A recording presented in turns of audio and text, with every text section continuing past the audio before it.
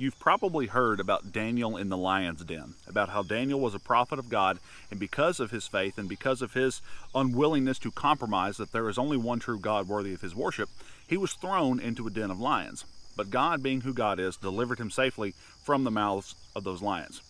The thing about it is, Daniel was falsely imprisoned. He was put in that imprisonment under false pretenses. It was the jealousy of his peers that led to their dishonesty and led to Daniel being thrown into the lion's den.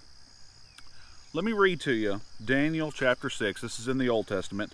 I want to read verse 24 to you.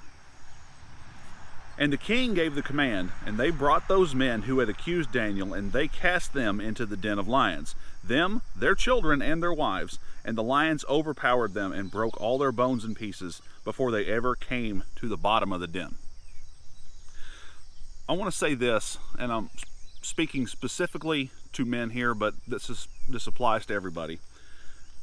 You have been given a task, a job, to lead your family, all right? If you lead your family down a path that leads to death and destruction, you cannot be surprised when death and destruction follow suit. It seems harsh. Man, they threw their wives and their children in there too. Listen, you have a responsibility to lead your family and to lead them properly. And if you do not do that, bad things will happen. Death and destruction will follow if you lead your family down a path that leads to death and destruction. Walk in the light. Jesus Christ is the light of the world.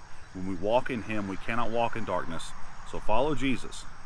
Walk in the light and avoid leading, that kind of consequence, right?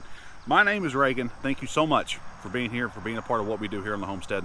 We'll see y'all soon.